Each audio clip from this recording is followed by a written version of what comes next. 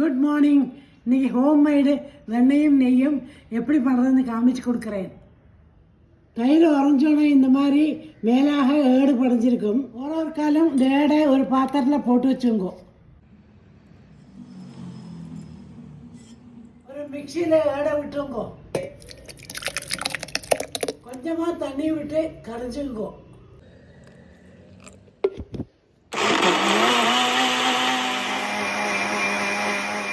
அங்கங்கே வெண்ணெய் தெரியறோன்னு அணைச்சிடுங்கோ. பாருங்க, மேலாக வெண்ணெய் வந்திருக்கு. இப்போ மேலாக வெண்ணெய் எடுத்து ஒரு பாத்திரம் தண்ணியில் போட்டு வச்சுங்கோ.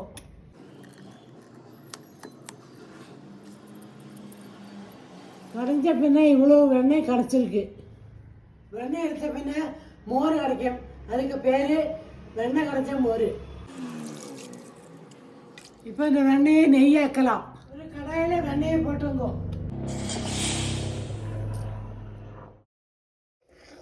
உலக்கி இந்த மீடியம் ஃப்ளேமில் உருக்கிங்கோ.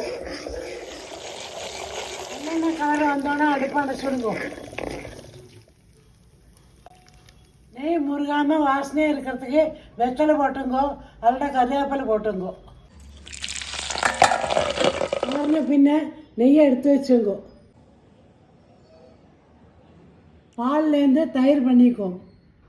தயிர்லேருந்து வெண்ணெய் பண்ணிக்கோம். வெண்ணெயிலேருந்து நெய் காய்ச்சிருக்கோம். நெய் காய்ச்சறதுல ஒரு கிறிஸ்பி ஸ்நாக் கிடச்சிது. வெண்ணெய் அண்ட் நெய் ரெடி. நீங்களும் ட்ரை பண்ணுங்கோ. பாய்.